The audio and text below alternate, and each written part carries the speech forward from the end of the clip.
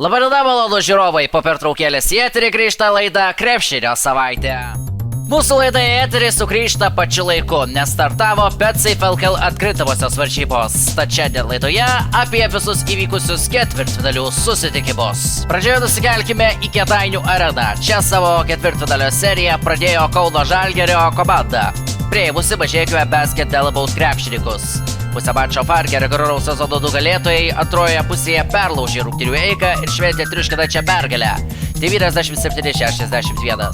Po pirmųjų dviejų kėlinių kauniečiai pirmavo tik vieno taško skirtumu, tačiau trečiajame kėlinyje kauniečiai pademonstravo absoliučiai kitokį veidą. 10 minučių atkarpą Andrėja Trikerė auklėtiniai laimėjo net 28-5. Ketvirtąjį kėlinį kauniečiai taip pat laimėjo užtikrintai 27-15 ir įsiveržė ketvirtfinalyje į priekį. Rezultatyviausiai kauniečių gretose žaidė po 14 taškų surinkę Laurynas Brutis ir Demetras Ryversas. 16 taškų mažeikiškiams pelnė Giedrius Staniulis. Apie antrąją šių komandų tarpusavio akistatą papasakosime vėliau laidoje. Na, o kitos serijos pirmosiose rungtynėse Panevėžio 7bet Lietkabelio komandai pavyko atimti namų aikštės pranašumą iš savo oponentų Utenos Uniklub Kazino Juventus krepšininkų. Nervingą mūšį panevėžiečiai laimėjo 84-77 ir serijoje iki 2 pergalių įsiveržė į priekį. Nugalėtojų gretose 20 taškų surinko Deividas Servytis, o po 16 pridėjo Džordžio Gagičius ir Gediminas Orelikas. Gagičius surinko ir dvigubą dublį. Jis šioje dvikovoje atkovojo 10 kamuolių. Šeimininkų neišgelbėjo Ivanas Pranišas pelnęs 15 taškų, Edrianas Penavas surinko 14.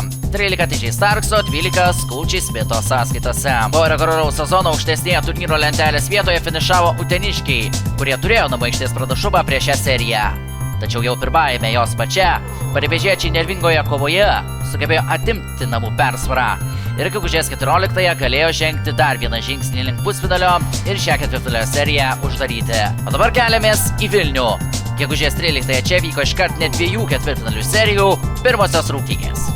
Pirmiausia, žvelgtelkime į susitikimą Vilniuje. Dėjimų šou buvo užfiksuotas akistatoje tarp Ryto ir Jonavos Sibet krepšininkų. Vilniečiai jau pirmajame mače įveikė varžovus 110-77, nors galutinis rezultatas skelbė triuškinančią vilniečių pergalę, tačiau po 2 kėlinių vilniečiai turėjo rimtų bėdų. Galiausiai po pertraukos susiėmė Giedriaus Žibėdo auklėtiniai perlaužė rungtynių eigą, o ketvirtąjį kėlinį Vilniaus klubas laimėjo net 31-9 ir galiausiai šventė triuškinantį laimėjimą.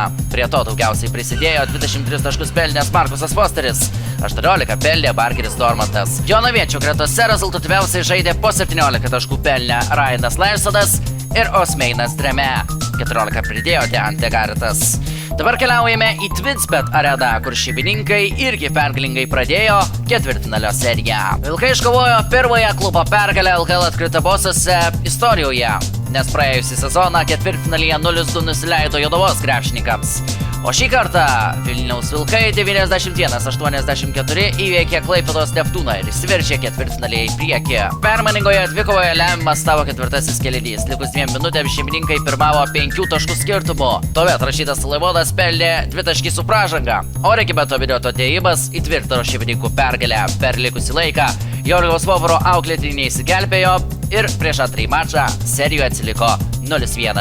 Šeimininkų gretose 17 taškų pelnė Rašydas Laivonas, 16 pridėjo Eigirdas Žukauskas, 14 pridėjo Gersonas Bruksas, Jeffrey Tayloras pridėjo 10.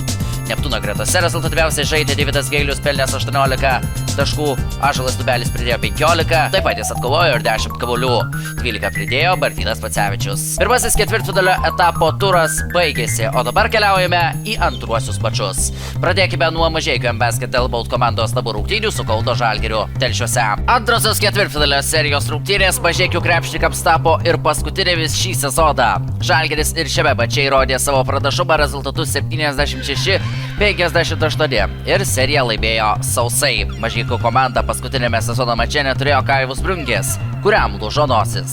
Žalgiriečiai į priekį šovė jau pačioje dvikovos pradžioje ir nors mažeikiškiai antrajame kėlinyje buvo priartėję per 1 tašką, trečiąjį kėlinį ir vėl sėkmingai pradėjo Andrėja Trikerė auklėtiniai. Ketvirtajame kėlinyje jiems pavyko išlaikyti solidų atotrūkį ir jie pabaigė M-Basket Delabout sezoną. Kauno ekipoje rezultatyviausiai žaidė 15 taškų surinkęs Laurinas Birutis, 11 pridėjo Tomas Dimša.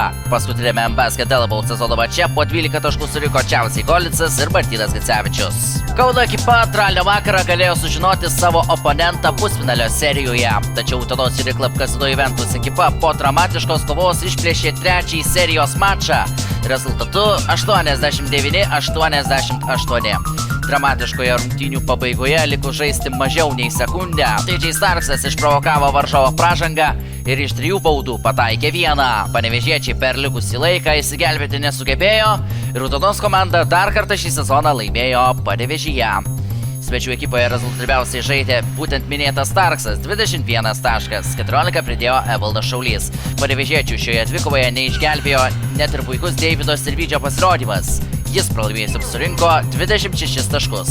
Martynas Vardas pridėjo 13, Džordžio Gagičius 11. Uteniškiai trečią kartą šį sezoną laimėjo Panevėžio Kalnapilio arenoje. 2 kartus uteniškiai tai padarė per reguliaraus sezono kovas. Į lemiamą ketvirtfinalio mačą persikelsime šiek tiek vėliau, o dabar pasižiūrėkime, kaip sekėsi komandoms dvikovose Jonavoje ir Klaipėdoje. Antrosios ketvirtfinalio serijos rungtynės tarp Sibit ir Ryto prasidėjo labai karštai. Tauras Jokėla buvo priverstas palikti rungtynes, surinkęs vos per pusantros minutės 2 techninės pražangas. Ir nors rungtynes Rytas pradėjo geriau, šeimininkai iniciatyvą perėmė jau antrajame kėlinyje. Negana to, jonaviečiai jau buvo įgiję ir dviženklį pranašumą, tačiau ketvirtajame kėlinyje Rytas susiėmė. Laimėjo kėlinį 27-15 ir galiausiai perlaužė rungtynių eigą.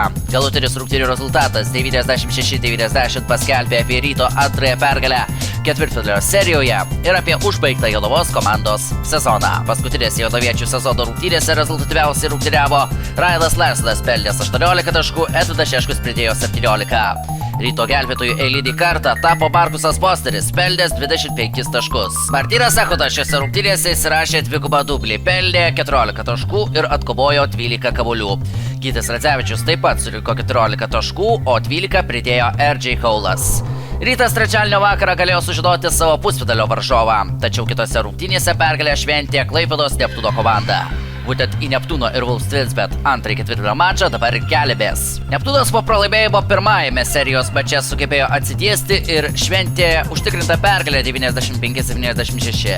Taigi antroje šio sezono ketvirtfinalio serijoje prireikė trečiųjų rungtynių. Neptūno gretose užtikrintai sužaidė Ąžuolas Dubelis, kuris tapo rezultatyviausių rungtynių krepšininku.